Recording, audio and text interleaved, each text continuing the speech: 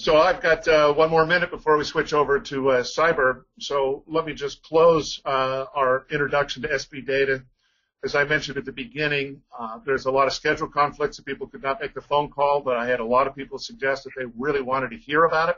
And so Dennis from EDM has offered to post these recordings. So hopefully we'll be able to send out this information, and they'll be able to pick up this conversation and further contribute to and expand the participation in SB data so that the nation truly does get a collaboration and a conversation towards best practices. At the end of the day, though, what we're really talking about is exchanging information between systems, and regardless of what the standard or how the standard is developed, there is a risk when you have business partners exchanging information. And in the case of what I am advocating for on the surety side, is that I would like to have data coming in from the field on how assets are performing, and have that data, originate, in an embedded chip inside panels, all the way up inside the financial community of the United States, inside our systems. And that presents a serious cybersecurity risk. And while nobody is probably able to answer the question, there have been a number of things going on in the nation to address the cybersecurity issue. And as I said in my original remarks to the first phone call, what I have found that most people do when they're concentrating on their area of expertise, their niche, and what they're working on, they're focused on that tree. And they don't even recognize what's going on in the forest because of that focus. And the purpose of this phone call, and this is an interactive conversation, is to allow people who are submitting to SB data to have an opportunity to actually understand what might be going on in the bigger picture, in the bigger forest. Because when we do ultimately get together and respond to SB data when it comes out, we want to have that perspective and knowledge, and more than that, maybe where to go for the resources. So I understand General Alexander and Matt are on the phone. And if you are, we'll turn it over to you. Okay, thanks, Dixon. Appreciate that. First, thanks for inviting us to discuss our perspectives on cybersecurity and some of the things that we're doing. I would start off by giving an overview with respect to data standards. I do think this is a good idea. And as you go into this, as we begin to build the Internet of Things, having data standards for how systems communicate, how we defend them, how we employ them, how we ensure the integrity of them, having data standards is going to become increasingly more important. I'll explain that as I go through the cybersecurity. As Dixon said, this is interactive, so please stop me along the way if you have any questions. I'm going to start by giving you kind of an overview of what I see going on in the cybersecurity arena and talk about some changes that are, I think, coming our way, what we're doing about that, and then try to drive that back to specifically what that does to the conference call here today. So with that, let me start out with the biggest change that I see in the IT space is the evolution of the technology that we're using. You all see that because of what you're trying to do with SB data, all the solar capabilities. If you think of the Internet of Things, of where things are going, technology is changing at a rapid pace, greater than ever before. There's a video out there called Did You Know? And there's a 2015 version that talks about these types of changes. And it mentions things like the top 10 in-demand jobs didn't exist in 2004, that the technology that we're training students on in their freshman year, by the time they're a junior, half of it's outdated. And if you look at the volume of data that's out there, it's growing at such a rate, unique data, that the amount of data that will be created this year will exceed the last 5,000 years combined. What that means is that we are teaching students for jobs that don't exist, using technology that hasn't been created to solve problems we don't even know are problems. If you think about that rapid change, now look at the growth of the Internet of Things. How do we start to connect things together? You know, one of the best examples of technology that I've seen was something done by IBM called Watson. And they used Watson to actually do Jeopardy. And, you know, that was kind of a for-show capability. The machine beat the best Jeopardy players in the world, kicked their butt, and that's a showman thing. What I was really impressed with is IBM used that Watson, changed it from doing Jeopardy to now what can we do to help solve cancer. If you're diagnosed with a lethal form of brain cancer, you normally are given about 14 months to live, plus or minus 2. One of the big problems in that is it takes 5 doctors about 30 days to diagnose the chemotherapy and radiation treatment you need. With Watson, they've cut it down from 30 days to 9 minutes. I was out talking to some companies that do human genome studies and their ability to map your genome specific to a person. In 2000, it cost $3 billion. Today, you can do it for about $1,000.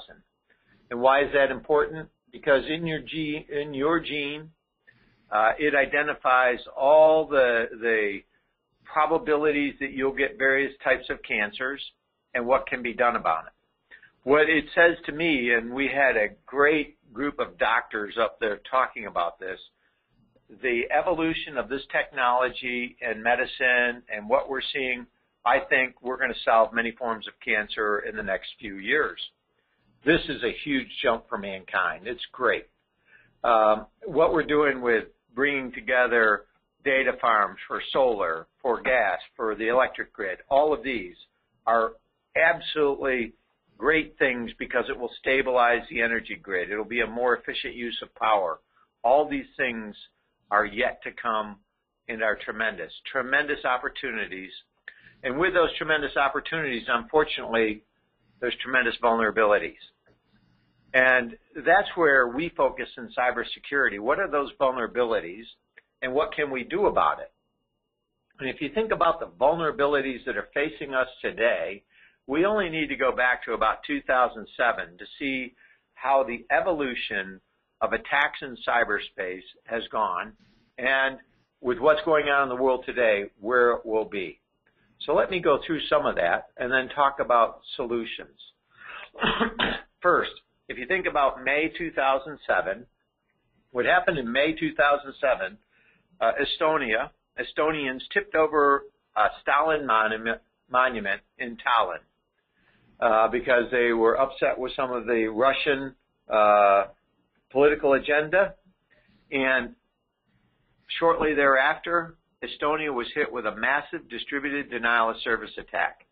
Estonia is a country of about 1.4 million people. They bank online, they vote online, they are one of the most networked societies in the world. And this distributed denial of service, disruptive attack, it shut them down from talking on the international community, significantly impacted their country. In 2008, uniquely timed to a Russian physical attack on Georgia, Russian hackers hit Georgia banks and government with another distributed denial of service attack. In October of 2008, in my old job as the director of NSA, we noted some of classified information from the Defense Department in a foreign network where it shouldn't have been. We went and talked to the people that ran our networks. What it got down to is there was a problem. We were able to isolate that problem and found 1,500 pieces of malware on a classified network. Deputy Secretary Lin later attributed that to Russia as well. We solved that problem, and in solving that problem, that's when the mission for defending the Defense Department in cyberspace was then given to me, and that grew into the United States Cyber Command over the next year and a half. So Cyber Command, actually it's ironic that Cyber Command grew from an exploit into our classified networks by Russian hackers or others. Now, if you jump forward to 2012, you know, during the peak of the sanctions against Iran, both financial and energy. We saw attacks against Saudi Aramco. That was a destructive attack that destroyed the data on over 30,000 systems. That was followed a week later by a similar attack on RasGas that destroyed another 30,000 systems. That was followed over the next 6-7 months by distributed denial of service attacks on Wall Street, about 350. Those were largely attributed to Iran. I bring those two sets up because what you see is countries now using cyber as a element of national power to express their displeasure in terms of where other nations are headed, whether it's Estonia, Georgia, the United States. We're seeing cyber use as a form of national will. That was followed by a series of exploits by hackers and others in 2014. Some of those very public, Target and Home Depot. In the text strings of those actual attacks, you can see those going back to people who were concerned about the U.S. stance and the European stance on Crimea and eastern Ukraine.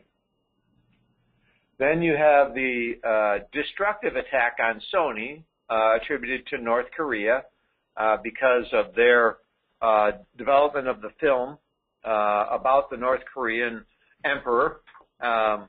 And so that brings a whole host of problems with it. So you have now 3 countries using cyber as a form of expressing their displeasure and using it as an element of power. And then largely attributed to China is the theft of intellectual property, which I've characterized as the greatest transfer of wealth in history. And then you see probably about what's now by Symantec and others, McAfee, about 15% of the harm is done by criminals in cyberspace. So a huge set of issues and problems going on. And if we look at what's going on around the world, you have the Ukraine problem still bubbling. We now have Syria, where we see Russia, Iran coming at this with NATO, U.S., and others looking at how we can stop the ISIS problem. And I think that's only going to get worse. What that says to me, I think we're going to see more cyber exploits and attacks by those countries who disagree with our stance in these areas. And it's going to get worse. I really think it's going to get worse. So what do we do about it? You know, if I were in front of you and you could see me, I'd jokingly say, I don't know. Beats me. No, actually, there are some things we can do about this, and we should do about it. So let's talk about a program moving forward. What do you do? Why is this so hard? Why does the offense always win? And what can we do to shift that to get a more defensible architecture? I'm going to use some of the things that I found in my mission of defending the Defense Department networks and then the mission for defending the country. What are the things that we ran into that made that so difficult? First,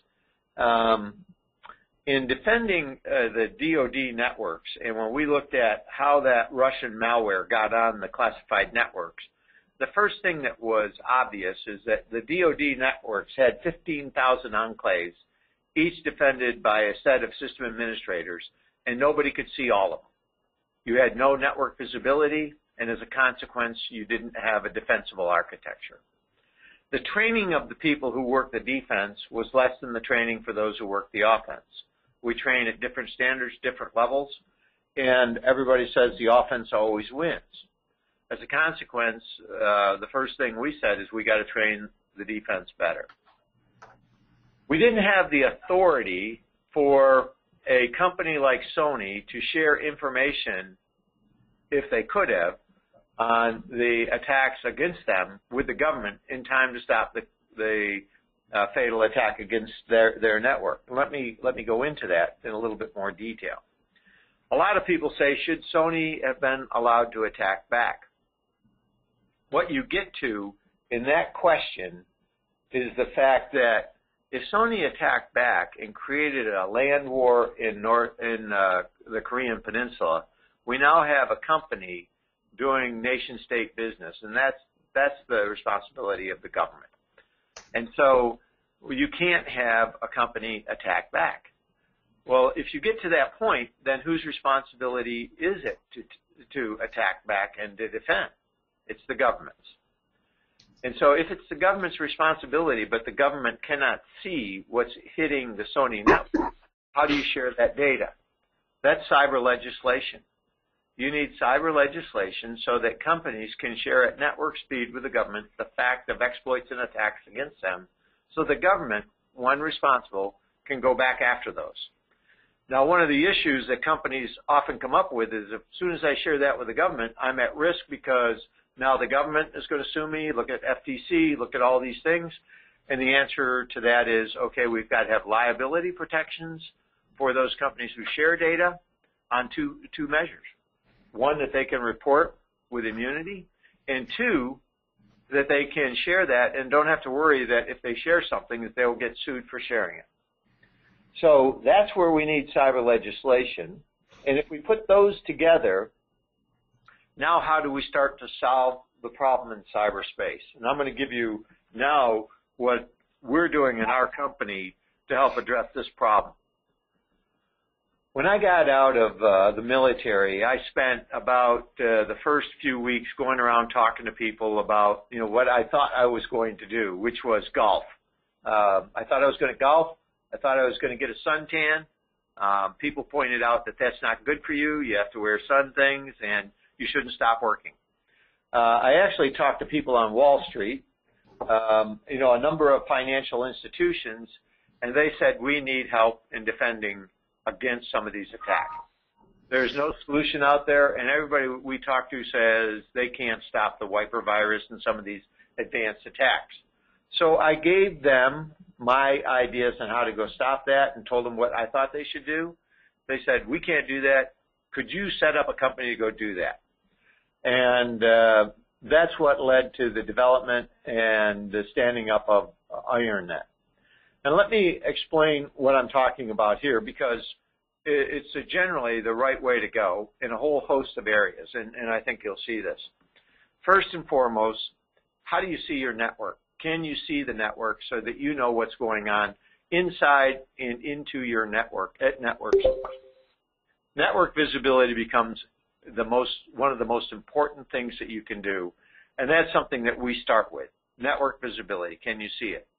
The second is, can you see when devices change their behavior? Behavior models. A lot of issues with behavioral models. There's multiple behavior model languages out there. The old languages don't work because too many false alarms, too difficult to update, and you can't share information amongst the models. The new language that we use allows us to do all of those. It means that we can share information at network speed about that model within and amongst other models, and this becomes a huge point that I'll go into in a few minutes. But it allows you to do things and detect changes in behavior like what hit Sony. So when you think about Sony data changing, when the Sony execs were hit with the first set of malware, their devices actually changed behavior. That's something that should be detected and mitigated at network speed. Most of the systems that we have today are built on the perimeter, not giving the view of the network. So that's a huge point. Training. We've got to, if we can do what we just said on points 1 and 2, add in big data analytics, the ability to take all that data and start to analyze for advanced persistent threats, the stealth mode. What we've just given the folks that run cybersecurity for companies is an ability to get out in front of the threat. That's where we need to go. But what's really important for this call and for where we're going is if we defend one company, let's talk about J.P. Morgan as an example. When J.P. Morgan was hit, other companies in the financial community were also attempted to be exploited, but the information on those exploits went into the firewall logs. And there was so much data in the logs and others that humans don't go there and look at it. So sharing that information within and amongst the companies that are being scanned by the adversary was non-existent. One of the things that we do and we think is going to be vitally important for the future is, why can't we share that data at network speed? And so what you quickly get to is multiple companies working in the same sector, if they could share information at network speed about the threats that are hitting them, they would be better protected than they were by themselves. So that sector approach, we call it Iron Dome, that sector approach is, think about 7,000 banks in the United States alone, and then our allies working with us. If all the banking community could say, here's what's coming after us today, we're seeing this, look out for this, and you're doing that, and it's done at network speed, machine to machine, what you quickly get to is the ability to get orders of magnitude better protection by sector. So that kind of brings us back around to what we're talking here in this phone call. When we look at that, what we're evolving to is a standard for sharing cybersecurity information that is automated, machine readable, and machine consumable without a human having to generate it, that can give the humans the insights that they need to stop attacks like what hit JP Morgan and others. So I think as we look at that, if you take the next step, what we would see is if you then brought sectors together with the government, we'll call that Iron Net, you'd have the ability now to protect the sectors and the government to go back and forth. And this is not using personally identifiable information. This is information about IP addresses and different types of scans and other things that we see going on. So I think there's some tremendous opportunity. Now let's get back to SB data and what this means for the community in terms of sharing information vis-a-vis cybersecurity. General Alexander, this is Ramesh Reddy from SGIP. Hi. Hello. I just want to add a few comments. There are recent advances in representing the cyber data, cyber knowledge, and putting the databases, what they call as sticks and taxi. There's a specific language in which the threats can be specified. There are actually some programs related to utilities in California, specifically called CES 21, that does something what is desirable from the points you mentioned. So that's something, that's the kind of things I think utilities need to adapt. So more like a machine to machine. If some machine is being attacked, the other machine is watching that machine through these databases and then inform the humans. No? Yeah, absolutely. And let me talk about that a little bit because that's a great point. So Stix, Taxi, and the newer one, Soltra Edge, are all ones that the FSISAC and the financial community uses. And these are ways of generating data into an automated form that can be shared amongst companies.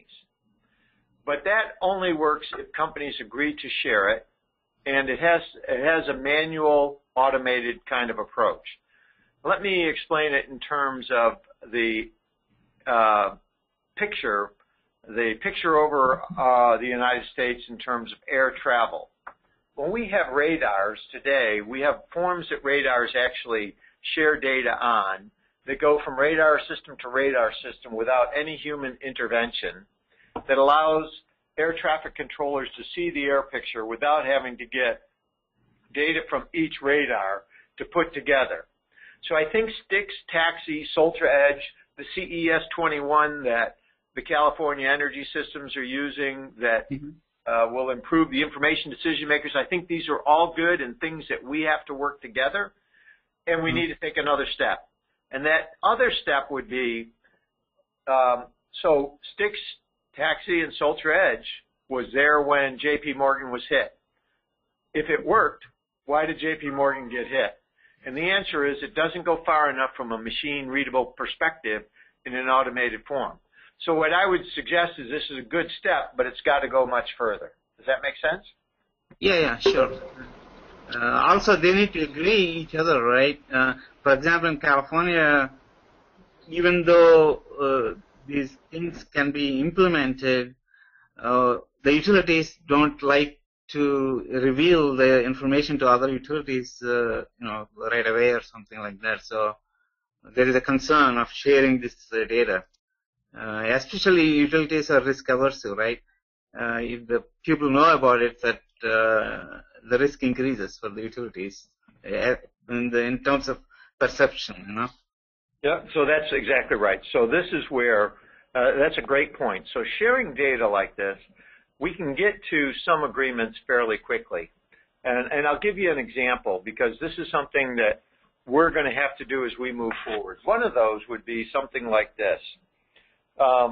If somebody from Eastern Europe is scanning 20 banks for different types of software vulnerabilities, wouldn't that be something that all 20 banks should know, hey, we're all being scanned by these guys over these types of things and these things are going on, without having to have somebody get in the middle and say, is there personally identifiable information? And the answer is actually, there are many cases like that where in advance we can agree that that information should be shared. And so what we're actually doing is think of this as creating the automated data for systems to communicate that are in the best interests of our country, our companies, and our customers. And that's where we got to take it. So I think what you're doing with SB data is analogous to what we're trying to do on the cyber side. Building these capabilities so people can see this can be done. We're not talking about sharing personally identifiable information because what you see is something that's scanning all your networks and approaches. But even more important, as soon as you see that, if this were a large-scale attack on the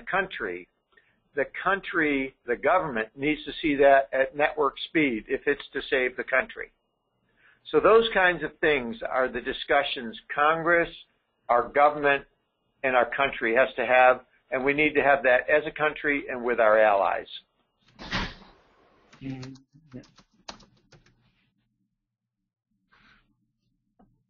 So, Dixon, I would open it up for questions, and then. Yeah, actually, I have a number of questions, if I may ask. One in particular, SB data and the respondents on this phone call are clearly way down the food chain as far as deciding, on a national strategy how the DOE is going to handle this risk. But could you share a little bit? I mean, how do you know how the DOD is, or the DOE is looking at the bigger picture of the smart grid, and what are the resources that these respondents, which are really going to be talking about how the data is generated, not protected. So their task is not the cybersecurity, but I always felt, as you and I shared, that their knowledge of what's going on and their understanding of what's going on would help them develop better responses for the parts and pieces that they are responding to. Yeah, so DOE has a program called CRISP, which is the Cybersecurity Risk Information Sharing Program. They've recently stood that up. They're trying to get companies to work with them. There's about 20 companies, my understanding, that are working with them, NERC, the Energy Security ISAC, the PNNL, and ANL, Argonne National Labs. And that is headed in the right direction. Now, it again has too much manual intervention to be actually useful because what they're doing is collecting the information, sending it back to PNNL for assessment, sharing that with the government, and then turning that around later back to the companies. Now, that's a good start. What I would do is say, good. That's good for forensic. But for the early warning that's needed to defend the country, to defend the network, we need, like we have for air defense, we need for cyber. And so let's agree on setting up perhaps with the ES-ISAC an automated capability to see what's hitting the networks and the key things that can be shared with machine language, and then reinforced with CRISP and others on the forensic side. and with more detail when you need that. So you need kind of a dual approach, Dixon. You need one that talks about network speed, and so I think that's the first step DOE is taking, and then, forensic, and then we need the network speed that I referred to. Does that help? It does. And here's even a more vexing challenge. Let's say I'm writing a bond on a project that is at a military base, so it's being funded by the DoD. The Data Act is going to require the DoD provide transparency for how it's spending its money. So it's going to be doing financial reporting back to the government on how that contract is going. I'm going to be looking for that same information within the Wells Fargo Bank, or regardless of who the surety or lender is. And then we are going to have to report back to the government under Basel 239 about how the bank or the financial institution is handling its loan portfolio. How do we coordinate all of those different elements, different aspects, into having a uniform reporting standard, and how do we ever herd those cats? Well, that goes beyond where I am. So, actually, if you want me to solve a cybersecurity problem, I'm your guy. Now, you just jumped into a whole new league, and I think the first thing that has to be done, I'm just giving you now from my experience in government, is what are the principles upon how we're going to share information and how they're going to be used. And so you've got things like, I want to protect civil liberties and privacy, I want to protect the country, and I want to make our business relationships on the most effective and efficient way we can. And I think setting those principles up first will enable the development and evolution of standards that actually meet that. That's my gut reaction. I'm new to XBRL, FIBO, SB data. I'm not new to, the military aspects and the cybersecurity aspects. So when I look at it from cybersecurity, the question about how do we take things from the ISACs and how do we help them grow, the issue that I see from my experience running DoD is like what you're seeing in dealing in business. It takes too long to get the data to be really relevant. So we've got to update it. We've got to figure out ways to ensure the data is available for those who are investing and others. Now, how to do that, I would push that back to you all on the business side and say, okay, what you're doing with XBRL and others, there seems to be some value in that. How do you now extend that? Does that make sense, Dixon? It does. Dixon and General Allocator Dennis Wisnowski. One of the things that I saw in DoD that shocked me, I'm also seeing in the banks, and we have many chief technology officers, many CIOs. Banks have many chief technology officers, many CIOs. Now they have chief data officers and chief risk officers. And these people don't necessarily have the same goals. They don't speak the same language. I think that in order to solve the problem we're talking about on both sides of the fence, government and industry, I've spent about half my time on each so far. We need to get some common communications within the organizations first, and then between government and regulators, because the opposite isn't happening. I think you raise a great point. And how do we uplift everybody and educate them on both sides of these issues? You see that when you talk to those who defend networks, the offense and the defense. When you look at the different approaches they each take, think of this like football. You train your defense one way, you train your offense the other. In football, you can have one on the field at one time, one on the other. But cybersecurity is more like soccer. Your defense and offense have to work together all the time. Yep. And today, they don't do that. And so what we can do is help build that bridge. And it starts with having some way of communicating, a common training standards, and all the things that you just pointed out. General, this is John Teeter. There's our identity management standards that are currently in place or at least being piloted. There's active awareness activities such as the ones you're describing. We on the SB Data kind of world are chartered with standing up a marketplace over the next 3 years that needs to have the best of all of these things, how would you suggest we partner with groups like yours during this next 3-year period to make sure that what we finally deliver to our solar marketplace is accommodating all of the possibilities that you reflect? I think what you're doing here today is a great step in that direction by having people get together and talk about all these issues. I think oftentimes people see so much, and Dixon actually mentioned this, we see a tree, but we don't see the forest.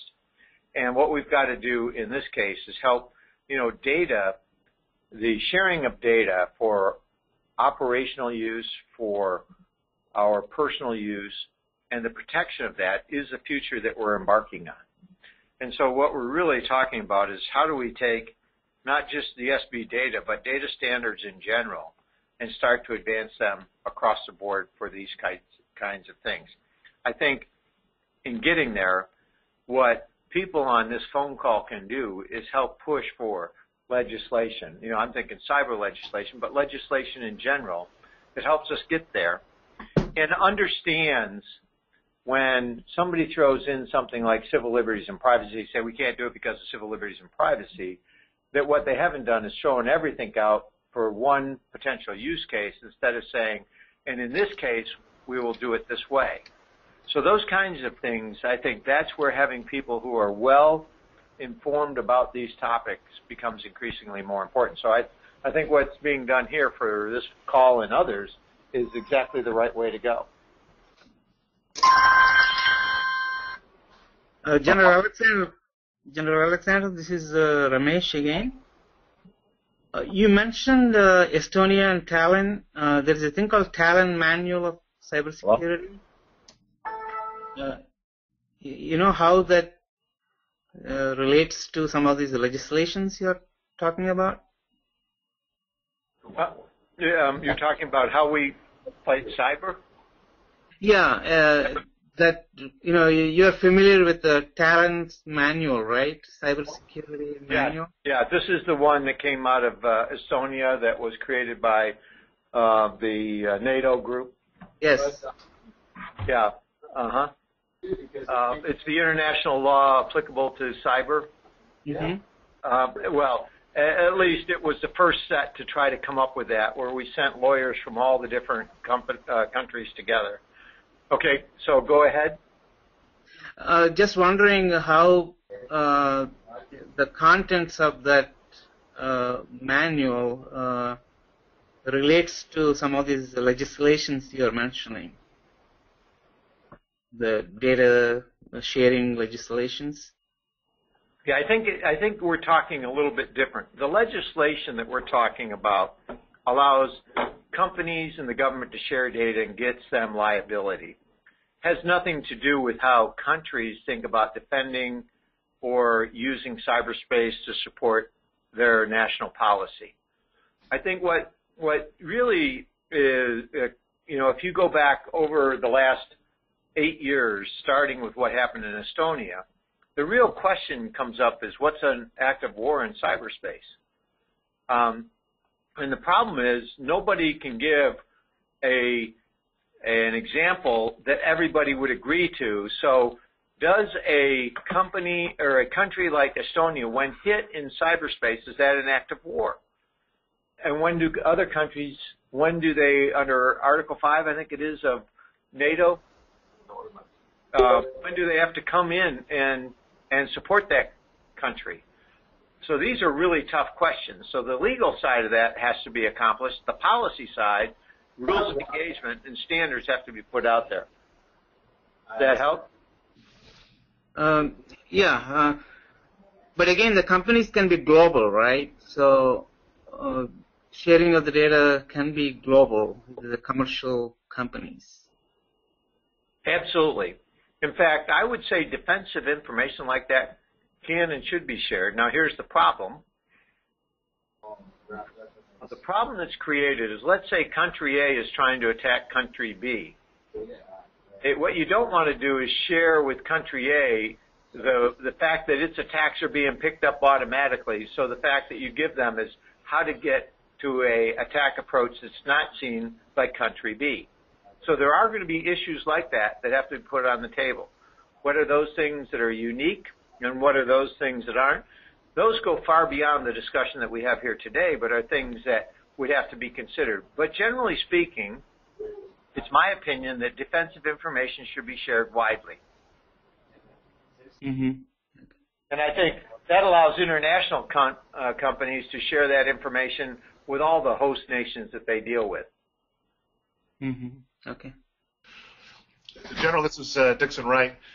So at the conference I'm at, the last 3 days have been all about solar energy and solar asset management and how the data coming from the solar assets is being digitized and then being shared among stakeholders about how the systems are performing. And so while we're talking about our group, it's probably not going to be the high level of legislative actions. We are the group that's trying to develop what that packet of information may look like. At that lowest level, in the lowest denomination of a single packet of information about how an asset is operating, obviously it could be reversed and maybe shut down the system and compromise it. But how do we create that packet of information so that it is cognizant of the cyber risk, and what can we do to develop that packet to where it is consistent with safe practice? Very carefully. No, actually, I think, Dixon, to be honest on that answer, the real issue that you face is not necessarily the standards that you create for sharing the data. It's actually the methodology that you employ to secure the network that data is being shared on.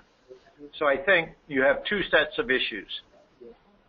When you bring all the solar data together, or we bring the energy sector together, we bring the gas sector or the water sector, all of them are going to have automated capabilities to bring that up to regulate the flow of information and data used for a whole series of things. For solar, it would be what can we pump back into the grid? How do we make sure that the electrical grid is in, and then you can do it from a business and all others. As you start to look at that, the issue is how do you protect it? And that's actually not the packet per se, it's the network and what's going on between the packets. And do the packets change to go from a packet of transmitting useful information to a packet that has contained within it an executable that is destructive in nature? So I think the solution is to set up a comprehensive solution that looks at all of that. And that goes beyond the packet, that looks at all the types of information that are being exchanged by that network. That was kind of a long-winded answer, but does that help? No, it does, most definitely. And I go back to sort of an original theme, too, is there's so many activities going on as the SB data respondents try to come together on how to develop the packet, how to exchange the information. What resources are there that allow us within the government to coordinate, or is it so fractured that it's still a gamble? Well, I think it is fractured, but I think you can see that the energy sector is trying to come together because, to be quite candid, when you look at all those things that impact our power grid, and that includes solar, that includes backup generation units, that includes nuclear, all the different aspects of energy that goes into our nation's grid and our allies' grids, these are all components of it. These are all going to be linked together for with different kinds of systems to ensure that we have the most efficient use of our energy. So specifically, if you could stabilize the grid and ensure that everybody knew where power was being generated, then we wouldn't waste gas on generating power that eventually would never be used. So these are going to become increasingly more important as we up the efficiency in these areas. So I think what DOE, what our nation needs to do, and what others need to do is do just that. You know, why burn 50 gallons of gas to generate power when we only needed to generate 37.8 gallons worth of power. So those kinds of things can and should be used, and it requires us to understand what's being generated by solar, by nuclear, and others. Does that make sense? Yes, it does. So this is Joe McCabe. Can you guys hear me? Yes.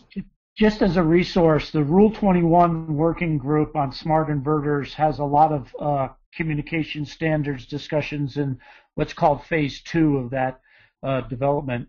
Lots of discussions on what format, but the IEEE 2030.5 has been talked about a lot recently as far as the standard that California is leaning to, especially the investor-owned utilities, for communication on the utility side. That's what you guys were talking about. But also SunSpec Alliance is a nonprofit organization with membership support that has been developing these kinds of community standardizations along with the cybersecurity. So just put those, hopefully, resources into your toolkit that these things are being talked about at the utility and how the banking industry wants to work with or without them. Hope that helps. Yeah, Joe, thank you very much. It does. From my observation, of course, I am not a cybersecurity person, and I'm not a technology person.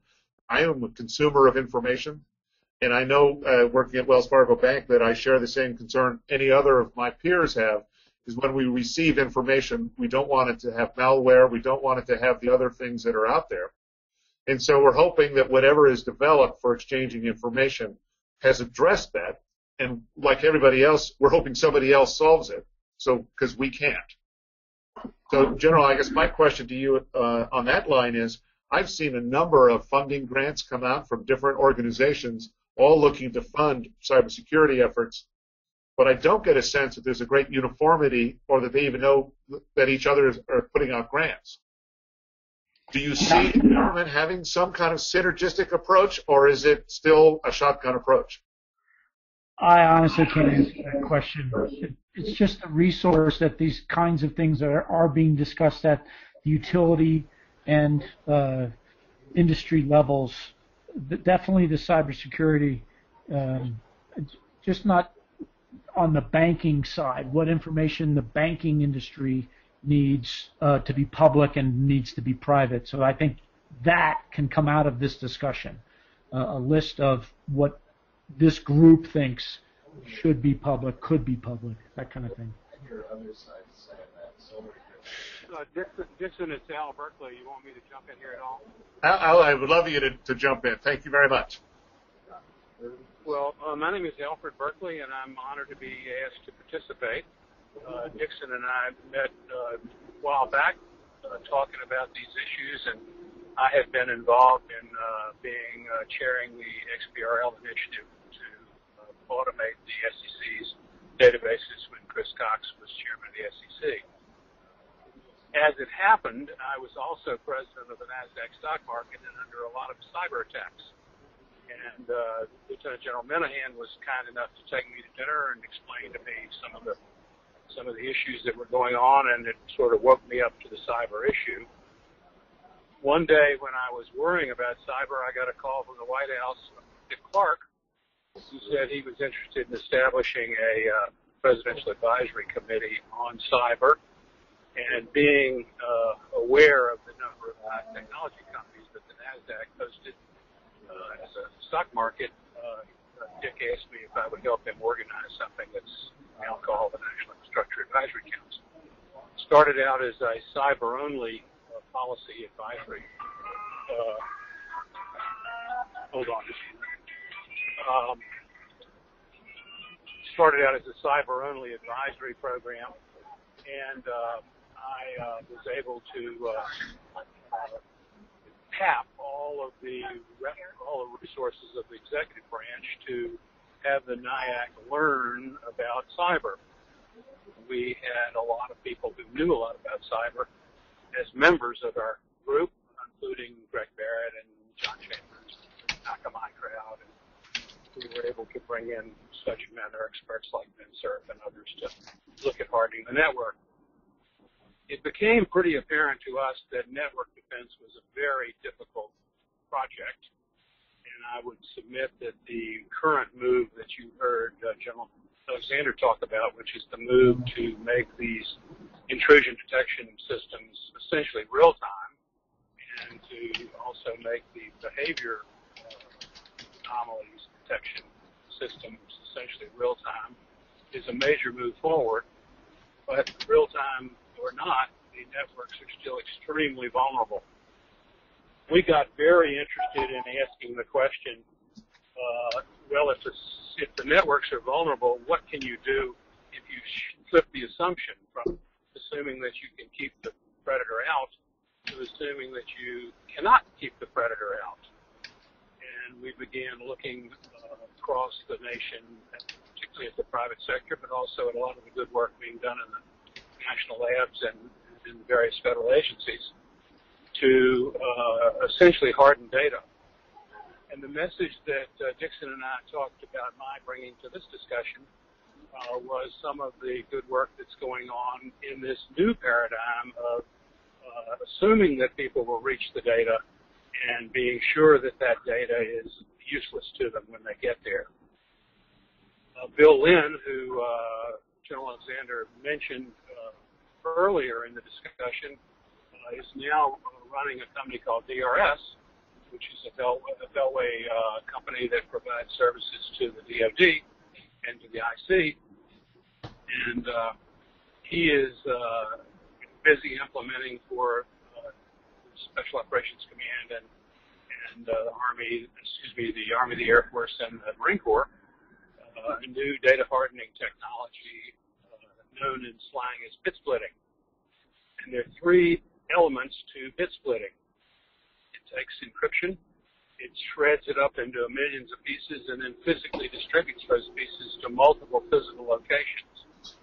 I attached a publication. I hope you all got it. And Dixon, I think you went back and put it on the website based on your latest email that we published in the U.S. Naval Institute's magazine called Proceedings about 6 months ago. And it describes the basic capabilities of bit splitting and why it becomes such a game changer, creating two things: creating a shift in power between the offense and the defense, and giving the defense some of the strength that it has heretofore not had. And then from a commercial point of view, it creates a new price-performance curve that allows better cyber protection at much lower costs. The products are coming into the market. The press has not picked up on this at all. It's not well known in either the industry press for technology or the general press or the business press. Part of it is because it has not been introduced by the hotshot publicity machines in Silicon Valley. It has been introduced by Unisys Corporation with a product called Stealth. You may have heard some of their ads where they say you can't hack what you can't see. One of the benefits of this technology is it makes the internet vanish beyond the point the software is installed, and there are no heartbeats or pingbacks. So it makes it extremely difficult to hack something beyond the software. And the other vendor that's introduced it in the commercial side is IBM. Now, the interesting problem for the press is that neither IBM nor Unisys are deemed to be very interesting. And so every time they do something new, they get a oh-hum, and both of them are suffering stagnant growth in revenues, so that Wall Street and the Wall Street analysts haven't picked up on it. The industry analysts have picked up on it, the Gartners and the Frost and Sullivans and the Forresters, who give these companies prizes for technological innovation, but the community still our community still goes oh-hum because it doesn't have any of those Silicon Valley PR engines touting it. So, I could say, well, you're hearing it here, and I hope you'll pay attention. I'd be glad to take questions about it. I hope you'll read the article that I sent around. It really is quite remarkable technology, and it's getting a strong foothold in initially in SOCOM and Army and Air Force, and then more recently in the Marine Corps. But I'll stop talking and take questions, go in any direction. Actually, Al, this is Dixon. I'm gonna follow up on your point. Your role with the White House obviously has a big vision over what's going on over the country. But I know General Alexander has to sign off on here fairly soon, and so I wanted to first off express my appreciation, General, for you participating and sharing with us your insights. And I don't know where SB Data is going to go, but I do think that the cybersecurity is something that we've got to be cognizant of, and I really appreciate you sharing your time with us. And if I can, I want to follow up with Matt Olson after you've gone on some of the other issues with the RFPs and all the rest of the government does. But I wanted to have you, if you could, take your last minute to close before you hang off with any comments or suggestions for the respondents to SB Data on how to look to their work with the government. Well, first, Dixon, thanks for the invitation. Appreciate it. I think, you guys have hit on the key things for the government. And I think what Alfred's going through in the discussions and the experience that he has, first and foremost, in this new era of the Internet of Things, we're going to have a way for all the devices in the network to communicate back and forth and do it in a secure manner.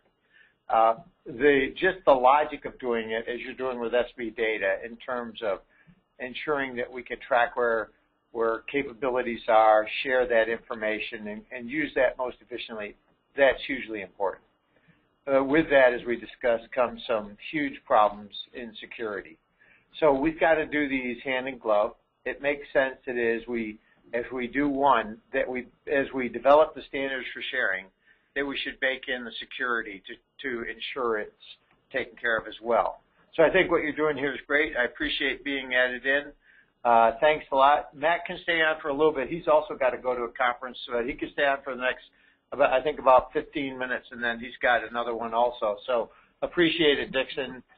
Thanks for the invite. Greatly appreciated. You got it. Thank you. And so, Matthew, I'm going to take this moment of the next 15 minutes to ask the question of you. As I mentioned, I see a lot of RFPs and whatnot come out, and they don't seem to be very joined together, even though they're asking the same question about cybersecurity. One of the things you do for IronNet is to review various proposals to respond to.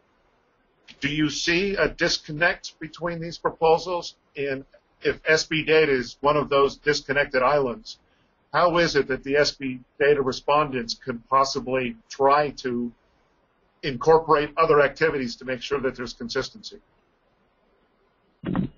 Yeah. Hey, hi, Dixon. Hi, everybody. So let me also say thanks for including us in this call. So, much of our work, I'll be quite honest, much our work in the first year of our company has been very much focused on the commercial sector. We've had some interaction with the government and with proposals coming out of the government, but I can't say that I have a basis to suggest, what will make those proposals, better or more coherent or better connected. At least in the limited experience I've had in dealing with government proposals that we've been at least part of responding to. So, as I said, we've been really focused on the commercial sector.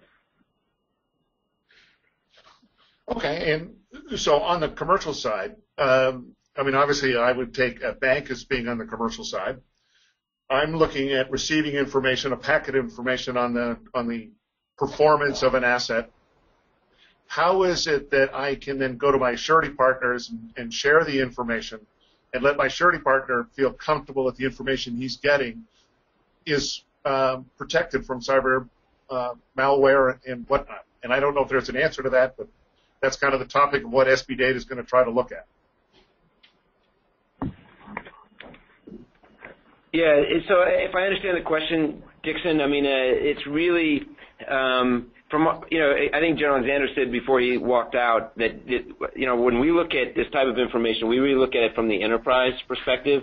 What is an enterprise doing? What is it in general to protect its network, and from an end-to-end perspective, how do they improve that that effort, and that really requires, I think General Alexander walked through this, innovative approaches that start with visibility and go to behavioral detection. But much of our, that's been the sort of focus of our technology, and we've definitely applied it in the context of industrial control systems, where we've looked at distributed networks that have sensors that are part of a broader distributed network and are feeding information back to an analytics center. And the key there again is at the level of protecting the way in which data and packets of information are moved across that network. Do you see, from your perspective, a uniformity that is provided by the government for reporting to the commercial sector so that the commercial sector has a roadmap to follow? So on that question, we really don't, right? We don't see there's not uniformity in how the government looks at or provides that type of information to the commercial sector. I mean, they are working with DHS in particular. There's still, I think it's a bit of a scattershot approach in how that interaction takes place, and I think that is, obviously part of the frustration of commercial entities trying to determine how best to interact with the government in sharing information. Okay. The insurance industry, the financial industry, they're on one section, the government's in another. Is there any clearinghouse that you could recommend, or how would SB data, which obviously is a very isolated, small component, is there any way that it could, raise its awareness level beyond just responding back to the SB data and the DOE within the confines of the SB data FOA? Yeah, I mean, go ahead. I wanted to say one thing. It's Al Berkeley. I think I don't know if Michelle Savage is on the phone or not, but I think the answer to this question might find some muscle in relationship with XBRL, because the way the Data Act's playing out. So I wouldn't ignore the Data Act and the federal muscle that's applying to these standardization issues generally, and the GAO's anointing of 3 standards. And now that's exactly where I've been trying to advocate is, I have, a small piece of interest in the big picture, but I know the government is literally trying to enforce data standards through compliance measures. Data Act is a big one. The Basel 239 is another one. And the Financial Reporting Transparency, which created the XBRL, is another one. And trying to get them to align is a challenge. And it's a challenge way beyond SB data by far. But it doesn't mean that our platform doesn't provide the opportunity for outreach and engagement and awareness. And so in that regard, I'm trying to find a way, and this call is one of the ways, to do that.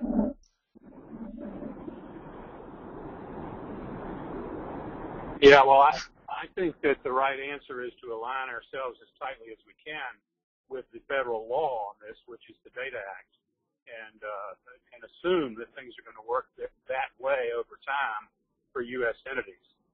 And Michelle's probably a lot smarter on this than I am, but the security issue is coming together with the data issue. And yesterday, Chairman Issa was talking about security in these contexts. I happen to know some of the folks that were talking to him, and my guess is that both he and Senator Warner and Senator Schumer are going to try to make sure that there is modern data security coming into the Data Act eventually. And Matt, do you follow the Data Act? I know I've introduced it to you guys, but do you see that as a vehicle to bring people toward a common consensus? Yeah, sure. I mean, I agree with Alberto there. I mean, that's the approach needs to be aligned with the current regulatory scheme, and I do think there'll be a convergence between where we are from a legislative standpoint and where we are from a technology standpoint. But inevitably, I was formerly the general counsel at NSA, inevitably, in that role and in this, the problem is that the law tends to lag behind both technology and the needs of companies, especially in a field as dynamic as data and cybersecurity. So I recognize the challenge, but I think Alberto's got it right. Well, I know, speaking for my industry, we are still very paper-driven, and everybody keeps talking about transition to digital, but everybody's fearful of the transition because of the ramifications of making a mistake. Number one of which is cybersecurity, but the biggest one is actually the administrative. The word that I hear more often than anybody is that this is not a technology problem, it's a consensus problem. And I think the consensus will be arrived at when people are comfortable that, frankly, I think it has to be the government, provides us the framework in which to comply with, and that compliance being mandatory allows us to be required to join in instead of sitting on the fence waiting for something else to happen. Yeah, I think that's right, Dixon. I mean, just one observation, and I'll stop. But the observation is that legislation that's been proposed that includes any sort of mandatory requirements on cybersecurity has really been dead on arrival, and that even efforts for voluntary compliance have been very difficult to get through Congress for a host of reasons. So I don't disagree with you at a conceptual level, but just what I've seen over the last few years is that those types of mandatory standards have not been able to achieve a consensus within Congress. And I would agree. Does anybody on the call have any questions they'd like to ask, either Matthew or Al Berkeley? Yeah, Dixon, this is Ramesh. The original FOA related to SB data does not talk much about cybersecurity. So if there is something we decided to do on the cybersecurity, is that like additional FOA we need to propose, or? It is mentioned in passing.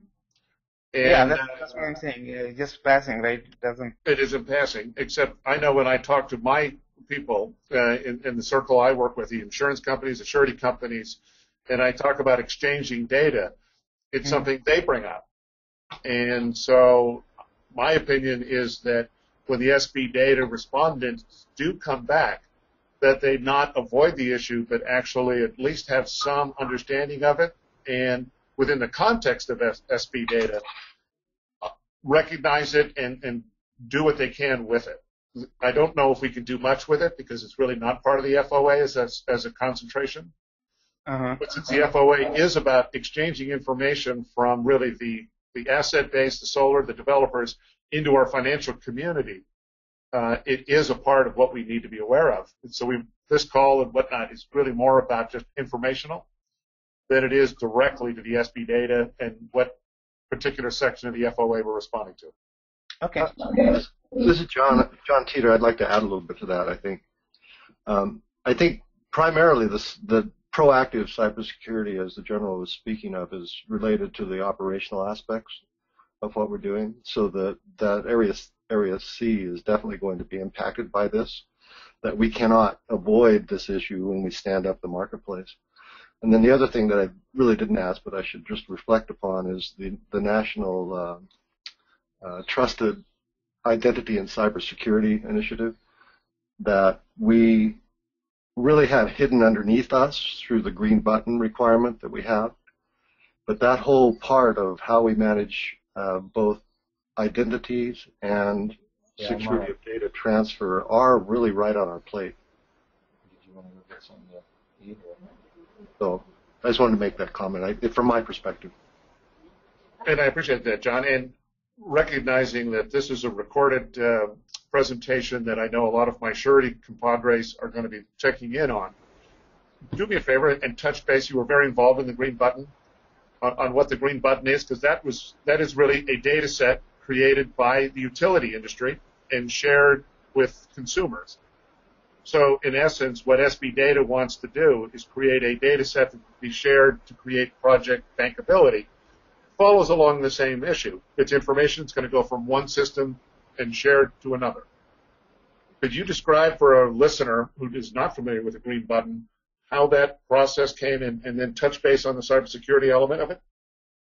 Yeah, and actually, let me stop you right there. Matthew, I know you've got to sign off, so I'm going to let you sign off and say any final comments before you go, and then, John, I'll ask you to pick up. No, just to once again, Dixon, everyone, we really do appreciate the opportunity to participate in this call. So thank you, and good luck with these challenging issues. Thank you, Matthew. All right, John, if you could touch base a little bit on the green button.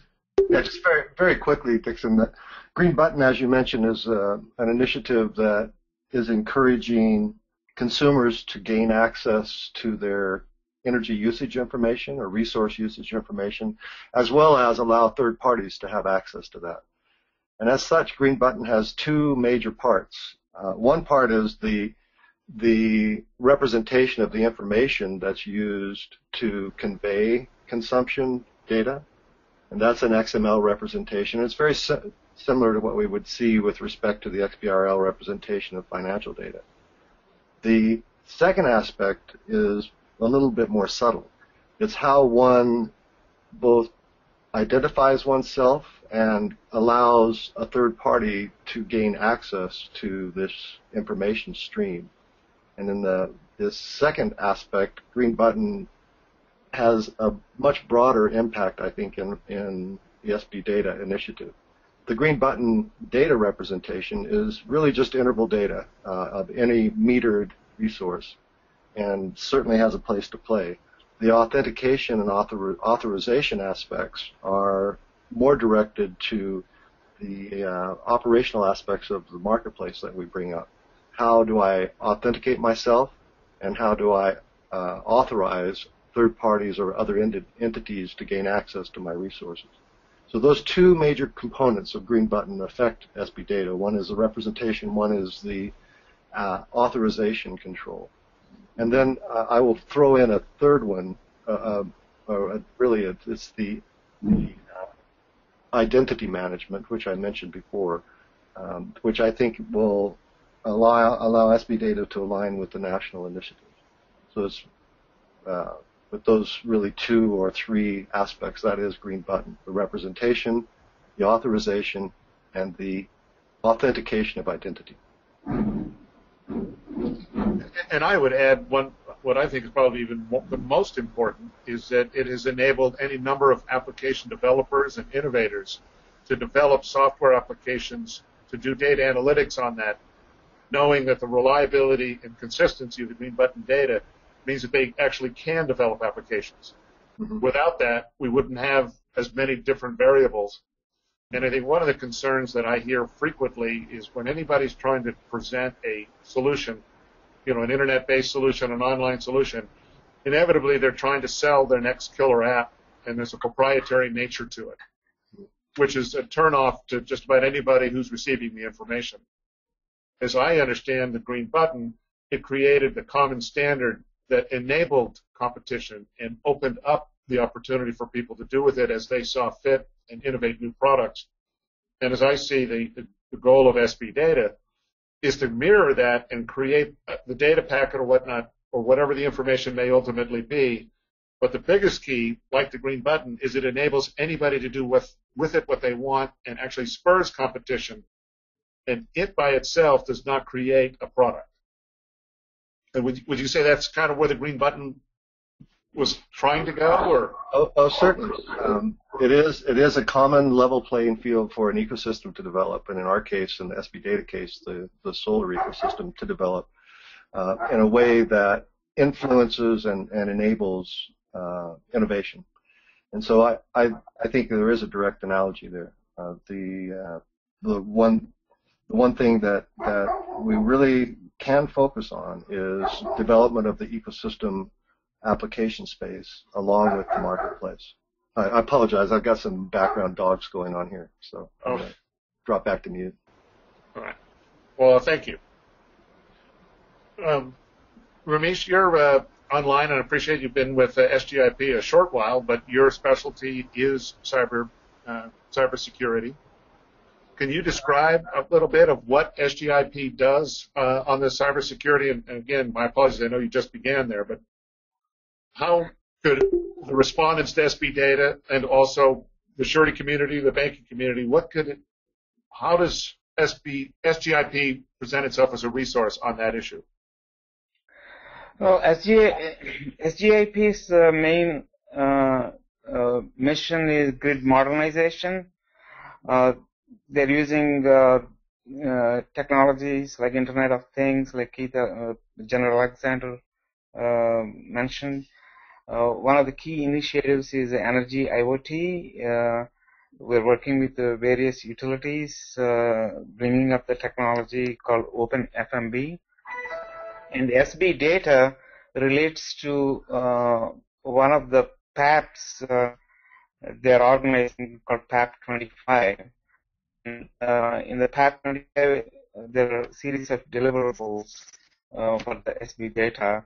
And the I was brought in to look at the cybersecurity activities of all these PAPs, and specifically there is a thing called Smart Grid Cybersecurity Committee, in which the utilities and asset owners and vendors, they're all members. So definitely SB data, when it gets rolling, it has an impact to all the utilities in the United States, because all the utilities are going towards the route of distributed energy resources. And we'll be looking at the cybersecurity aspects of just not the IT and operational technologies, but these integrated distributed energy resources. So SB data will fit into that vision of SGIP. Okay.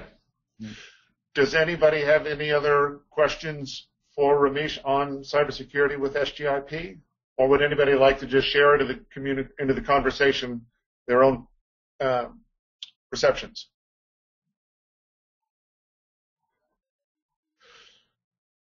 Okay, so we have another 15 minutes before the